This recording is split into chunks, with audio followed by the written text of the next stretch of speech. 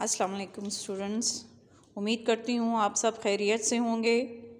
आज हम चौथी जुमात में आज का हमारा जो टॉपिक है वो है कहानी।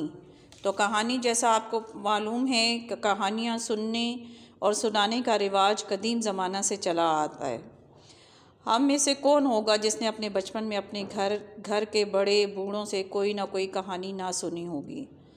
बाज़ कहानियाँ दिलचस्प होने के अलावा सबक आमूज़ भी होती हैं, यानी इनसे कोई ना कोई नसीहत हासिल होती है।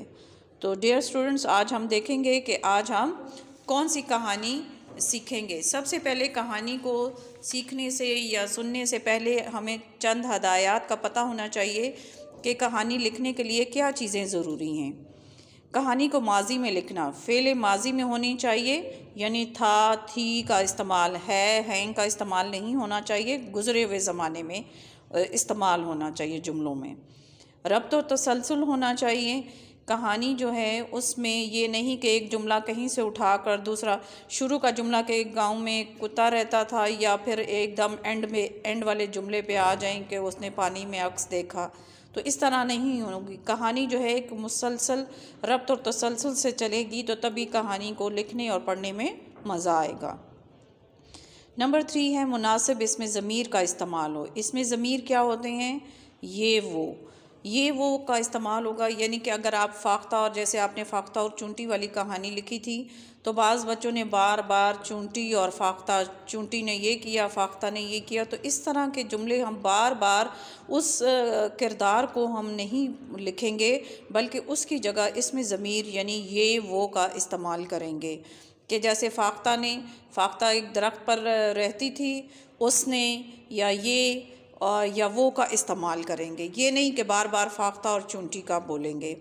नंबर 4 है कहानी बहुत मुख्तसर ना हो, यानी कि कहानी इतनी छोटी भी ना हो कि शुरू हो और उसके दरमियान में कोई किस्सा ना हो और कहानी शुरू होते ही बिल्कुल उसका इख्तिताम हो जाए। कि 2 किरदारों के बारे में अगर कहानी है तो उसके बारे में तारुफ दें और कहानी का इख्तिताम हो जाए, तो इतने भी मुख्तसर नहीं होनी चाहिए। फिर ये है नंबर 5 है एक बात को बार बार ना दोहराना, यानी बार बार एक ही जुमले को हम रिपीट नहीं करेंगे। कि एक जंगल में शेर रहता था, फिर हम 2 जुमले लिख रहे, फिर जंगल शेर में रहता था, यानी कि एक ही जुमले को हम बार बार नहीं दोहराएंगे, बल्कि नए अल्फाज का चुनाव करेंगे और माजी में कहानी लिखेंगे। नंबर 6 है कहानी के किरदारों का मुज़क्कर होना, यानी कहानी में ज़्यादातर जो किरदार जो होते हैं वो मुज़क्कर होते हैं। जैसे कि कुछ जो हैं, जैसे चूंटी और फाख्ता में था तो वो मुअन्नस थे, लेकिन ज़्यादातर किरदार जो हैं वो मुज़क्कर होते हैं कहानियों में। नंबर 7 है दिए गए खाके से कहानी मुकम्मल करना, कि जैसे कि इस तरह एक खाका भी आपको कभी आ सकता है कि एक इस तरह एक खाका हो और उसमें आपको कहानी जो है वो दिखाई जाए। कि खाके में आपने देखा है कि एक खरगोश का अपनी तेज़ रफ्तारी पर गरूर करना, तो अब कहानी यहाँ से नहीं, कछुए की सुस्त रफ्तारी पर हंसना, कछुए की दौड़ की शर्त लगाना। तो अब इससे कहानी तो आपको समझ नहीं आ रही, लेकिन इसको एज़ इट इज़ इसमें खाली जगह पुर नहीं करनी होती, बल्कि इसको तफसील से लिखना होता है, तो तभी कहानी कंप्लीट होती है। ओके, लास्ट है कहानी का इख्तिताम, यानी कहानी का इख्तिताम जो है वो उसका नतीजा जो है वो ऐसा होना चाहिए जिससे हमें कोई ना कोई सबक हासिल हो। तो आज की बेटा हम जो कहानी है वो कहानी है हमारी, आप लोगों ने पहली कहानी की है एहसान का बदला एहसान। आज की हमारी दूसरी कहानी है, कहानी नंबर 2 है, उन्वान है लालची कुत्ता। उसमें सवाल पहले आप लिखेंगे कि दिए गए नतीजे पर कहानी लिखें, और फिर उसका उन्वान लिखेंगे।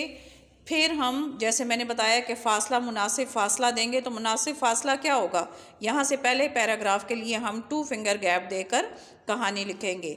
एक दफ़ा का ज़िक्र है कि किसी गांव में एक बूढ़ा शख्स रहता था, उसके पास एक कुत्ता था। बूढ़ा शख्स एक दिन बीमार पड़ गया। बूढ़ा शख्स क्या हो गया? एक दिन बीमार हो गया। उसने कुत्ते को खाने के लिए कुछ ना दिया। सारा दिन वो बीमार बेचारा हो गया, वो अपना ख्याल नहीं रख सकता था, तो उसने कुत्ते को भी खाने को कुछ ना दिया। कुत्ता बहुत भूखा था, वो उसको बहुत सख्त भूख लग रही थी, वो भूखा था। वो खाने की तलाश में घर से निकला, मगर उसे खाने को कुछ ना मिला। वो बाहर घूमता रहा, गलियों में फिरता रहा, लेकिन उसको खाने के लिए कोई चीज़ ना मिली। घूमते घूमते वो एक कसाब की दुकान पर पहुंचा। कसाब किसे कहते हैं? गोश्त वाली दुकान, जहाँ पे गोश्त बेचा जाता है। तो कसाब कसाई से निकला, कसाब की दुकान पर पहुंचा तो उसे वहाँ एक गोश्त का टुकड़ा मिला। आपको पता है कि कसाब के पास तो हर वक्त गोश्त होता है, तो वहाँ से उसे एक गोश्त का टुकड़ा ज़मीन पर पड़ा हुआ मिला, जिसे पाकर वो बहुत क्या हो गया, खुश हो गया। जैसे उसे गोश्त का टुकड़ा मिला, जाहिर है वो उसे बहुत सख्त भूख लगी हुई थी, और सख्त भूख की वजह से जब उसने गोश्त का टुकड़ा उसको मिला तो वो बहुत खुश हुआ। उसने सोचा कि मैं इसे आराम से खाऊंगा। अब जब उसको गोश्त का टुकड़ा मिला, अब उसको ये टेंशन बन गई कि ऐसा ना हो कि कोई और जानवर आ जाए, कोई दूसरा कुत्ता ना आ जाए कि वो मुझसे ये गोश्त का टुकड़ा छीन ले। इसलिए उसने कहा, सोचा कि मैं यहाँ नहीं बल्कि आराम से किसी जगह पर जाकर ये खाऊंगा। अब देखें, अब दूसरा पैराग्राफ शुरू हो गया। तो कहानी जो मैंने जैसे बताई कि पैराग्राफ की सूरत में होगी, तो पैराग्राफ में लिखेंगे तो सेकंड पैराग्राफ हमारा स्टार्ट हो गया। वो गोश्त का टुकड़ा मुंह में से लेकर नदी के किनारे पहुंचा। नदी के किनारे पहुंचा। वो गोश्त का टुकड़ा लेकर नदी के किनारे जब पहुंचा तो वो नदी के किनारे से गुजर रहा था, तो अचानक उसको नदी से दूसरा कुत्ता नज़र आया। अचानक क्या हुआ कि उसे जो था वो नदी पर से जब गुज़र रहा था तो अचानक उसको नदी में एक दूसरा कुत्ता नज़र आया। उसने सोचा कि इस दूसरे कुत्ते से गोश्त का टुकड़ा छीनकर भी खा लूं। अब उसके दिल में क्या पैदा हो गया? लालच पैदा हो गया। उसने जब देखा कि मेरे पास तो गोश्त का टुकड़ा है, लेकिन मुझे इतनी सख्त भूख लगी है, तो ये जो दूसरा कुत्ता मुझे नज़र आ रहा है, क्यों ना मैं इससे भी गोश्त का टुकड़ा छीन कर खा लूँ। जूँ ही उसने दूसरे कुत्ते से गोश्त का टुकड़ा छीनने के लिए मुँह खोला, जैसे ही उसने दूसरे कुत्ते से गोश्त का टुकड़ा छीनने के लिए मुँह खोला तो उसका अपना गोश्त का टुकड़ा भी नदी में गिर गया। तो अब क्या हुआ कि जैसे उसने टुकड़ा हासिल करने के लिए मुंह खोला तो उसका अपना गोश्त का टुकड़ा भी नदी में गिर गया, क्योंकि नदी में दूसरा कोई कुत्ता नहीं था बल्कि इसका अपना ही अक्स था। अब क्या था कि नदी में तो कोई दूसरा कुत्ता था ही नहीं, उसमें उसका अपना अक्स जो था वो उसको नज़र आ रहा था। ये देखकर वो हैरान रह गया। इस तरह इसको लालच की सज़ा मिल गई। जैसे मैंने बताया कि सबक आमूज़ होनी चाहिए, तो इस तरह जो कुत्ते ने लालच किया था वो उसको सज़ा मिल गई और वो भूखा रह गया। नतीजा भी हम लिखेंगे, लालच बुरी बला है। अब मैं आपको तस्वीर दिखाती हूँ कि आप देखेंगे कि किस तरह जो है वो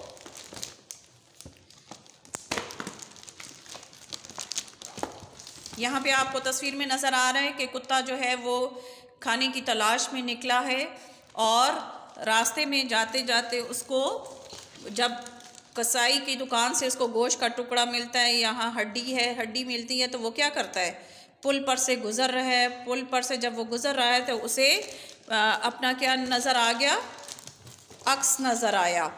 अब यहाँ पे आप देख रहे हैं कि उसको पानी में अपना यहाँ पे अक्स नज़र आ रहा है। तो जब उसको अक्स नज़र आया वो समझा कि कोई दूसरा कुत्ता है, तो उसने वो गोश्त का टुकड़ा हासिल करने के लिए जैसे ही मुंह खोला तो उसका अपना गोश्त का टुकड़ा भी पानी में गिर गया।